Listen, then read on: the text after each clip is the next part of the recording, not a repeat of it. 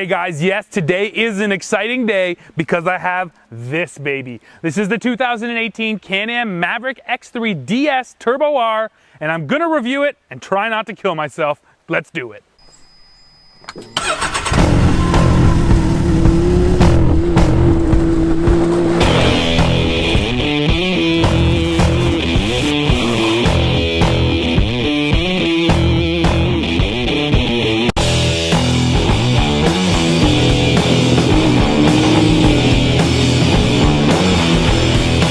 When you look at styling, I think the X3 here skips over badass and moves straight to sinister. It just looks evil with this front end on it. Then you have those shock towers coming up out of the hood there. They're functional and they're beautiful, and they just suggest how capable this machine is. Now, this design language has trickled down to every single Can-Am model, so that honeycomb grille and these angular LEDs are now the face of the brand.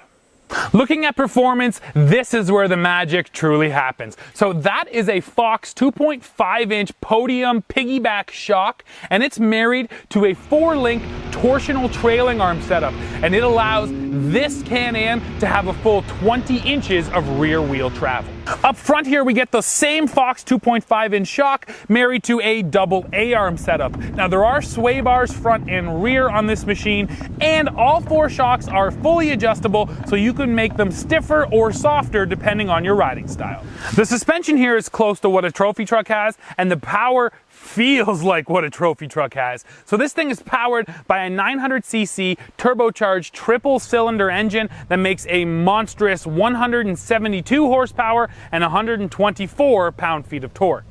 The power, of course, is sent through Can-Am CVT to all 4 wheels or 2 wheels, depending on what you choose, and these tires are 28-inch Maxxis Bighorns. Now let me run down the size stats on this Maverick X3. So this model is 132 inches long, 64 inches wide, and 65.4 inches tall. Now the wheelbase is stretched to a full 102 inches, ground clearance sits at 14 inches, and the estimated dry weight of this machine is 1,470 pounds. The first point I'm going to make might seem obvious, but I think it needs to be driven home. This is not a utility machine. Now, when you look at storage on the interior, there's not much of it, really just the glove box, and even that feels kind of small. Now, the bed out back is there, but it's only good for hauling 200 pounds, so you're not doing real heavy work with the bed. Now, we do have an accessory box on this X3, and that is, I think, the best use of that space back there. For a machine like this X3 that's all about having fun, I really like this accessory cargo box, and what's really good is these latches are a little more heavy duty than the ones I've seen on other Can-Am accessory boxes, and considering this machine is so fast and so powerful, that makes sense. Now this thing gives you lots of lockable, totally dry storage, so when you're out on long days on the trail or bashing around in the dunes, you can bring some stuff along. Running on my trails here all morning, I was kind of hesitant because it's so easy to break the back end loose on this thing, and that also means it's so easy to have the back end come around on you. But as I've been driving it, I've been getting more and more confident, and that really has to do with driving with your right foot. Now, as I'm going through these sort of S-curves through the trees, I've actually gotten really good now at rotating the back end just a little bit and then rotating it back. Having so much power allows you to be incredibly precise with this machine, even in those tight spaces. But I will say that when you're in those trees, it feels fast and powerful. So while you can be a precision driver here, it's a little nicer to be in an open space where things are a little more forgiving. I did take it out to a much more open section, and then I could really open it up and let it fly. And that is when all of this suspension really came into play. Now that trail had big rocks on it, potholes, a bunch of ruts. there wasn't a single thing that I found that made me slow down. There wasn't anything out there that made me slam on my brakes, that made me feel like I was even touching the limit of this X3. And it just goes to show you how much machine is really here. The capability of this machine is so much and so far beyond my driving capabilities, and that's plainly obvious to me. I was driving it hard. It felt like I was driving it really hard, and yet I know there was more suspension left, and I know that I could be pitching this thing into corners harder. I'm just not the driver to really push it to its limits, and that's what this kind of sport performance machine is all about. It's absolutely about pushing the limits, and if you do pick up one of these X3s, you're going to be pushing yourself more and more constantly to find that limit. This is not a machine you're going to buy and be disappointed because you feel like it's not fast enough or it doesn't handle right. This is a machine you're going to buy, and it's up here, and you're going to have to bring your level up to the machine, not the other way around. And the real key to the suspension magic is the composure of the X3 while it's bumping over all those rocks and ruts. Now, flying down that trail around 50 miles an hour, this thing just wants to stay straight. Even when it does get out of sorts, it seems as though it constantly wants to pull back in straight, and the back end never wants to come around on you. Now, you can adjust the level of work you are doing with the DPS settings here. There's a minimum, medium, and maximum level for the power steering. And I was actually on the minimum setting most of today, and I think that's where I would keep it. I like getting that heavy feeling wheel in my hands, having that nice weighting, because this machine, especially a machine like this, with all of that suspension, you know, it leans through the corners. It can feel a little wishy-washy, but having a heavily weighted, solid feeling wheel makes the machine, to me anyways, just feel a lot more in control. Now, if you do bump up to that medium or maximum, you lose some of that feeling, but not necessarily that control. You just need to kind of adjust to the weighting of the wheel.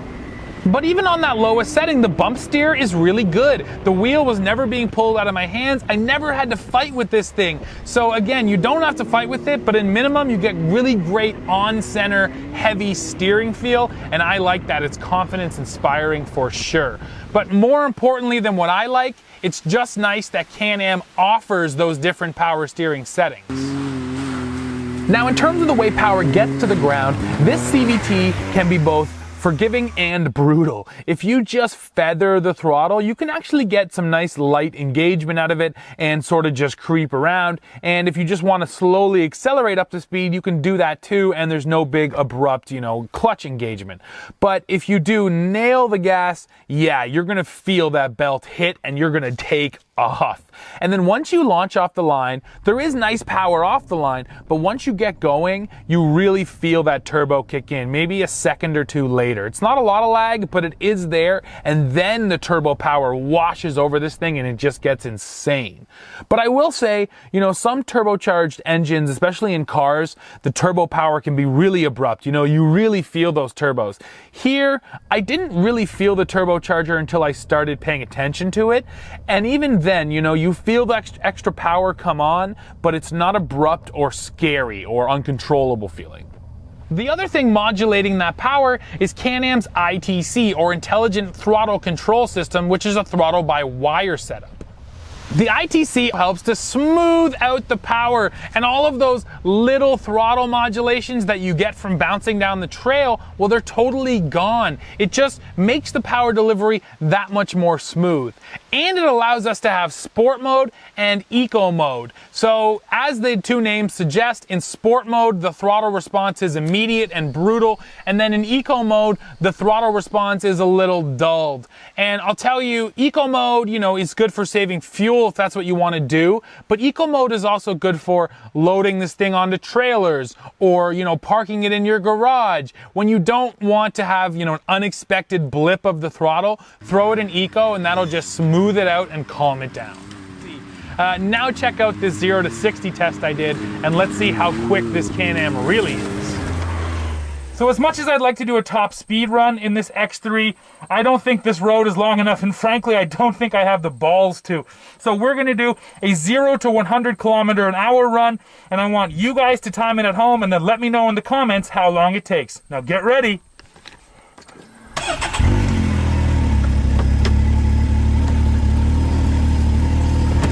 In 3, 2, 1, go!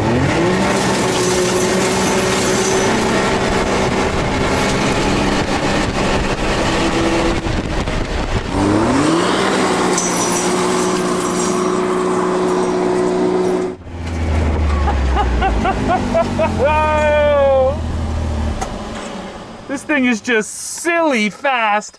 I'm gonna go ahead and guess 0 to 60 time on that. Probably 4 seconds, maybe 4.5. You guys let me know what you got. Time for good, bad, and weird, and the good here is easy. It's the power. 172 turbocharged horses screaming behind your head, launching you down the trail. This thing is absolutely a speed demon. For the bad, it's got to be interior storage. All you really get is this glove box, which isn't even all that deep, and nothing else in here. I'm a little surprised that there's no other cubbies in the dash where you can store stuff.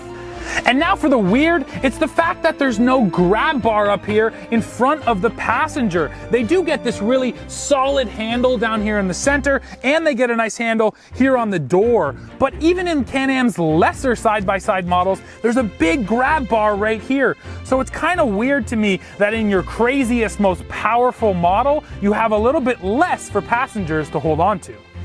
So in off-road racing, it's said that you want your vehicle to be like a duck. And what that means is calm and smooth on top, but then feet furiously paddling underneath.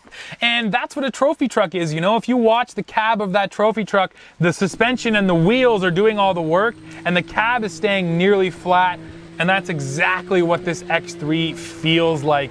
You're ripping down the trail. You can feel and hear the suspension smashing around. But it's nice and calm in here, you know? You don't have to wrestle with this thing because you're going so quickly. It's amazing how this technology here in the suspension and the engine and the ITC all comes together to make this machine so capable regardless of how good the driver is. And then if you do get a professional driver in a thing like this, well, watch out. And it's worth mentioning that those X3s that run down there in Baja and Dakar and Best in the Desert, a lot of them are almost bone stock. So this thing is essentially a desert race car ready to be bought. So when it comes time to get in, Can-Am does things a little differently. They use rear hinge doors, which allows you to have this really big opening space. And because this model is so low slung, you kind of need to sit down into it, and this rear hinge door really helps.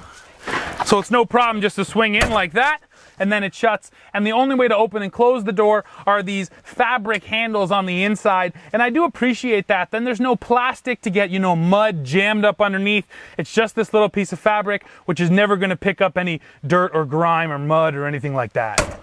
Once in the cab here, I fit really nicely. It's really long and low slung, so I have tons of leg room. The seat does move forward and backwards. The steering wheel does move up and down, so you can really fit this thing to yourself. And just like other Can-Am models, I just talked about this with the Maverick Sport, there really is this long, low seating position, which makes it feel really sporty and really aggressive. Now, the only difference with this Maverick X3 compared to the Maverick Sport or the Maverick Trail is that because it's so long, there is a bit more hood here, so I don't exactly see where the front of this vehicle is. The sight lines aren't quite as good as some of the other Maverick models.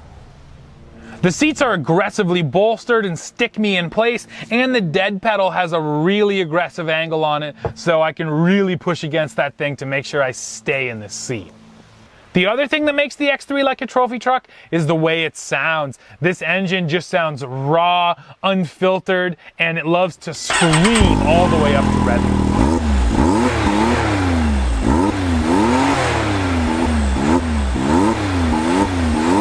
Competition in this sport segment has been heating up for a while now, and it just keeps on progressing. Now, Polaris rolled out that new Razor Turbo S model, which has 25 inches of suspension travel, but only 168 horsepower only. So this Can-Am is still the horsepower king, but I predict that very soon that will change, and then Can-Am will be forced once again to up the bar. So not that long ago, we were asking who is going to be the first to 100 horsepower. Now the question is, who's going to be the first to 200 horses?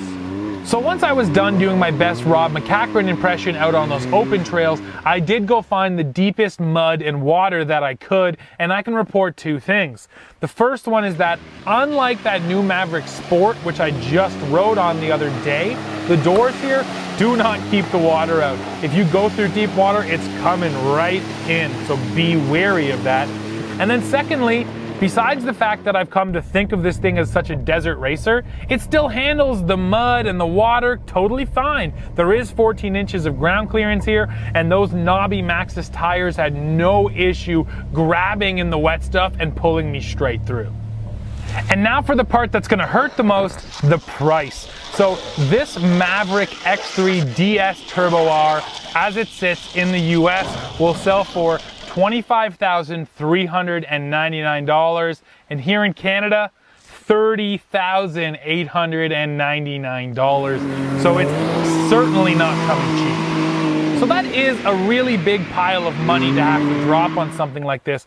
But if you do spend it, I will say that the capabilities of this machine are just so high that I don't think there will ever come a day where you get bored of this thing or you feel like you've mastered it, which just means that it's a lot of money, but you're also getting a lot back for each one of those dollars.